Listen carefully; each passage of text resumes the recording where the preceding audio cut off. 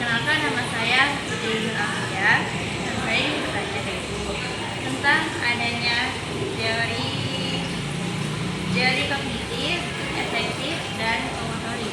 Boleh dijelaskan? Terima kasih atas pertanyaannya, dan saya mau tanyakan sebelum saya menjawab, apa kabar Mbak Fitri? Baiklah, saya akan menjawab pertanyaan Mbak Fitri. Yang pertama adalah teori kognitif. Teori kognitif adalah sebuah pendekatan dalam fisiologi yang bertujuan pada proses mental seperti berpikir, mengingat yang Mbak Fitri, memecahkan masalah Mbak Fitri, dan cara belajar Mbak Fitri. Teori ini berusaha memperoleh, memproses, atau menyimpan dan menggunakan informasi-informasi baru. Yang kedua adalah menurut pendapat para ahli teori kognitif. Yang pertama adalah Jean Piaget. Kalau Jean Piaget itu terkenal dengan teori perkembangan kognitifnya, yang ia berpendapat bahwa kognitif berkembang melalui tahap-tahap dari bayi hingga dewasa.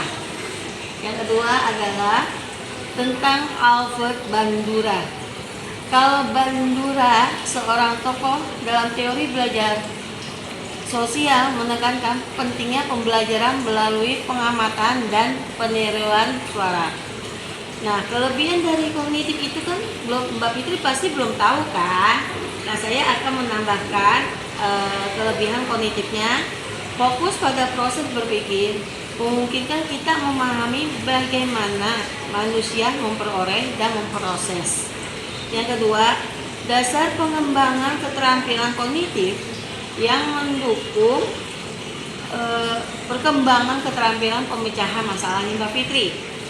Yang ketiga adalah relevansi dalam pendidikan teori kognitif, memberikan landasan bagi kurikulum. Kekurangannya pasti ada kelebihan dan kekurangannya. Kekurangannya dari teori kognitif adalah yang pertama adalah sulit diukur proses kognitif seperti cara berpikir Mbak Fitri. Yang kedua, terlalu fokus pada individu Mbak. Yang ketiga, kurang menekankan aspek emosionalnya. Konsep utama dalam kognitif adalah pertama, satu adalah skema. Skema itu apa sih Mbak Fitri? Struktur mental yang digunakan untuk mengorganisasikan. Yang kedua, akomodasi.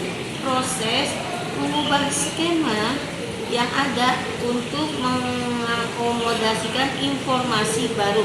Yang ketiga adalah asimilasi, proses memasukkan informasi baru. Yang keempat adalah ekuilibrasi. Ekuilibrasi itu proses untuk mencapai keseimbangan antara skema dengan informasi terbaru. Contoh penerapan teori kognitif. Pendidikan pembelajaran teori berpusat pada siswa sendiri. Teori kognitif mendorong guru untuk menciptakan belajar dan pemetaan konsep teknik visual yang memantau siswa. Terus yang pertanyaan kedua ya Mbak Fitri ya, tentang afektif. Afektif adalah yang berkaitan dengan perasaan, emosinya Mbak Fitri, sikapnya Mbak Fitri, dan minatnya Mbak Fitri. Afektif menurut para ahli, yang pertama adalah teori James Leys. Teori ini menyatakan bahwa emosi hasil dari respon fisiologi terhadap suatu stimulus.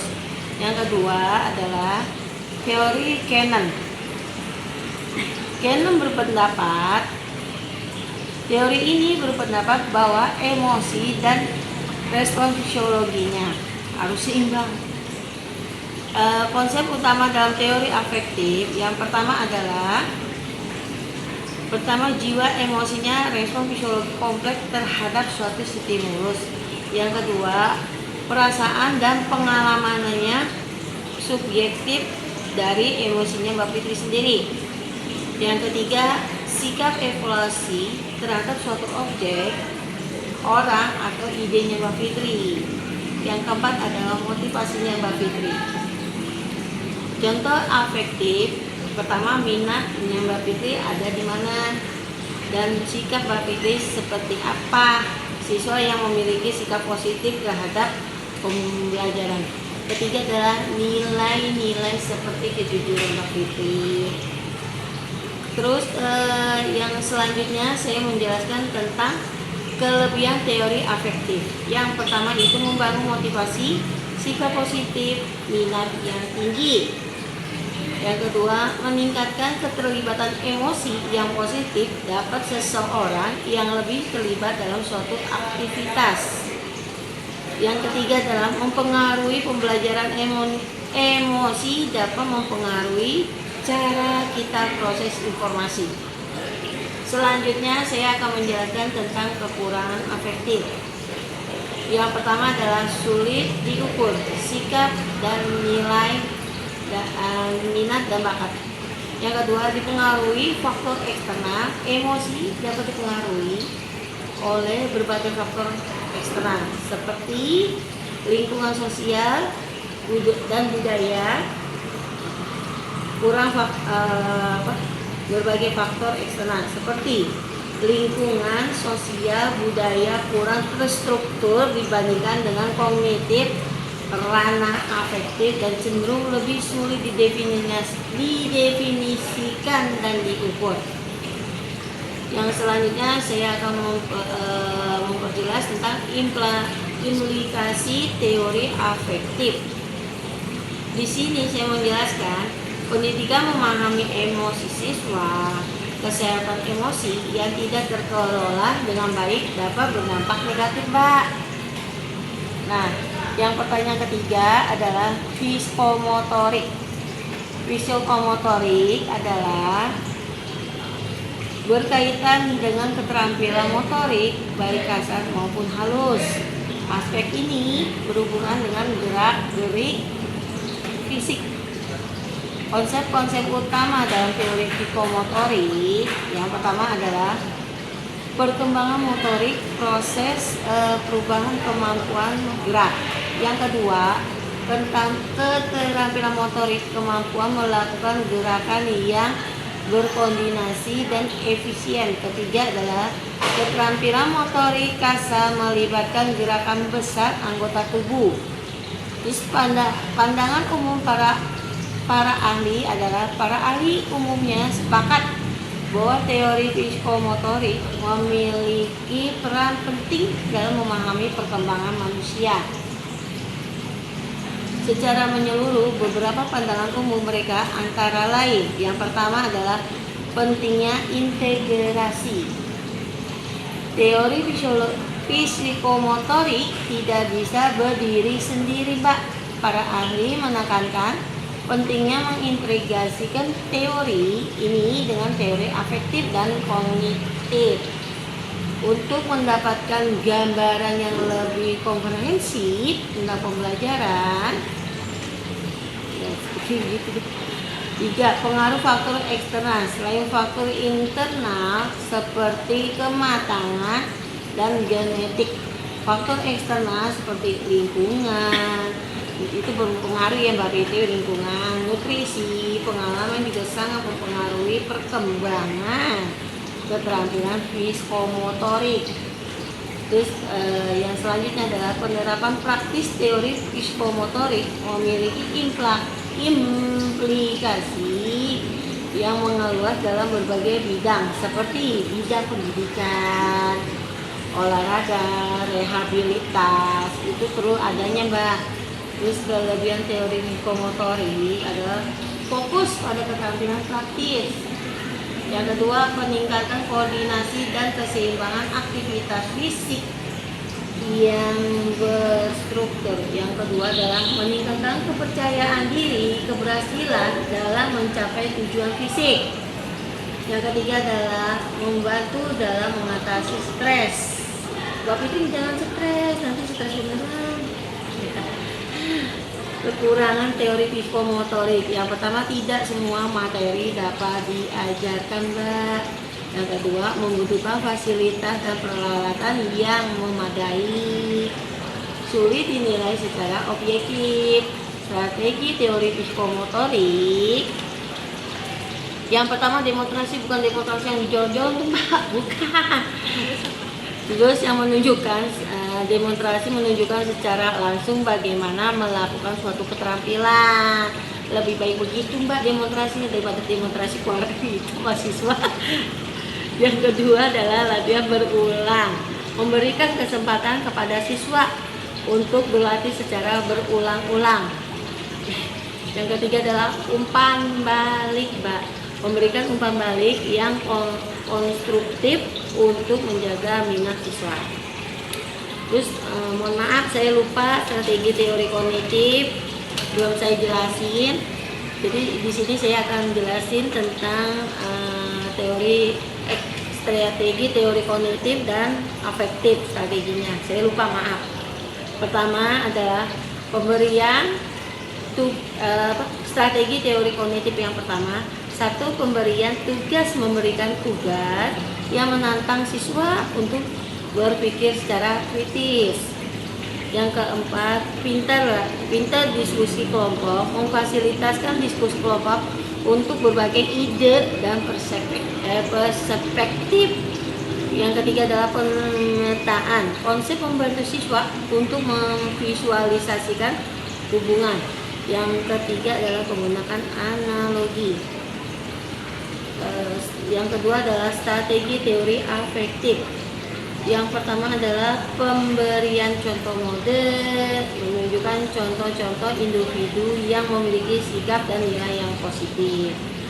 Yang kedua adalah diskusi kelompok, Mbak. Mbak harus bisa memimpin dan mempunyai ide-ide diskusi seperti apa yang bisa menghidupkan. Itu pertama, memfasilitasi diskusinya kelompok Mbak sendiri.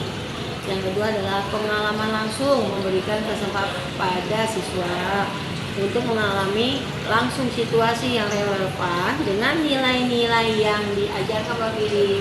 Mudah-mudahan penjelasan yang saya kasih ketiga teori ini antara teori kognitif, afektif, dan psikomotorik dan lain-lainnya semoga bermanfaat untuk Mbak Fitri dan untuk saya juga bermanfaat. Nah, di sini ada kesimpulannya, Bu.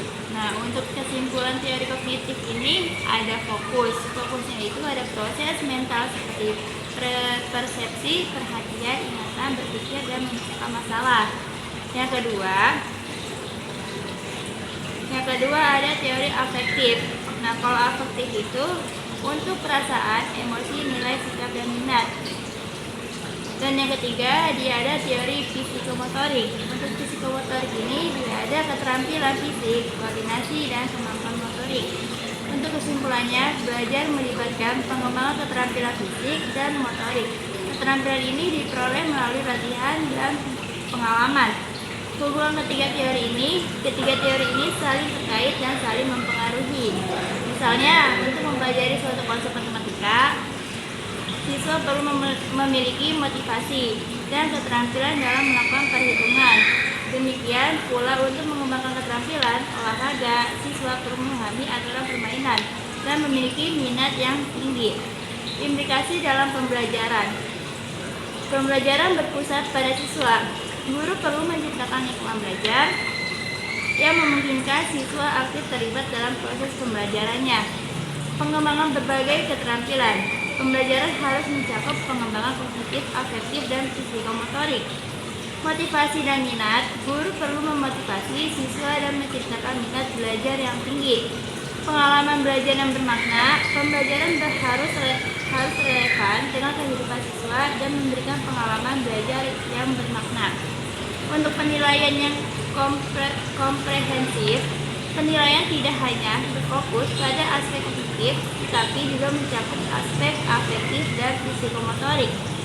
Nah, untuk kesimpulan umumnya, ya ada secara keseluruhan, ketiga teori ini memberikan kerangka kerja yang berguna bagi pendidikan dalam memahami proses belajar, dengan memahami bagaimana kognitif, afektif, dan psikomotorik.